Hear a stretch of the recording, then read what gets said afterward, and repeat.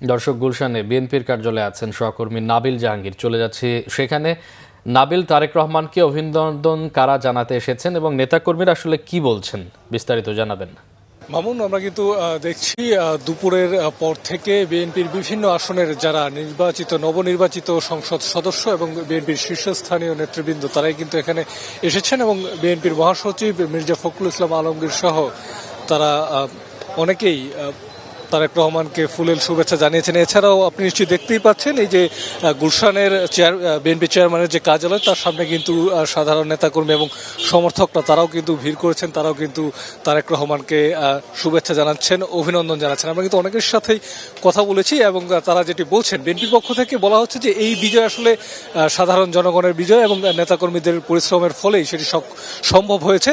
তবে এর পেছনে তারেক রহমানের যে ম্যাজিক সেটি বড় অবদান রেখেছে বলে আসলে তারা মনে করছেন এবং তারা বলছেন যে তারেক রহমানের ম্যাজিকের ফলে আসলে এই একটি ভূমিধ্বস বিজয় সেটি সম্ভব হয়েছে। এবং আমরা কিন্তু বিএনপির যে পরবর্তী যে কর্মপরিকল্পনা সেটি বিষয়ে আসলে নেতাদের সাথে কথা বলছিলাম।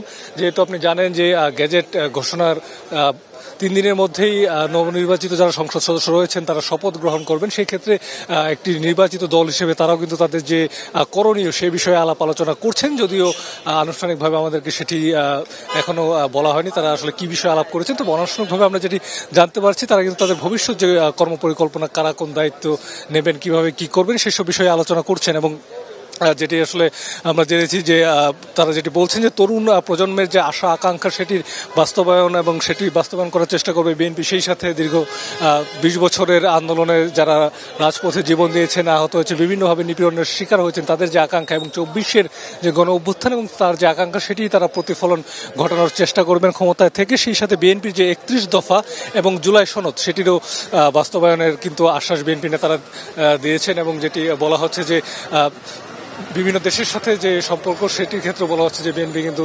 বাংলাদেশের যে স্বার্থ, সার্বভৌমত্ব এবং স্বাধীনতা সেটিকে প্রাধান্য দেওয়া হবে এবং পলাতক আওয়ামী লীগের যিনি সভাপতি শেখ হাসিনা প্রত্যাবর্তন চুক্তির মধ্য দিয়ে তাকে ফিরিয়ে আনার বিষয়েও বিএনপি পদক্ষেপ গ্রহণ করবে এমনটা কিন্তু জানানো হয়েছে।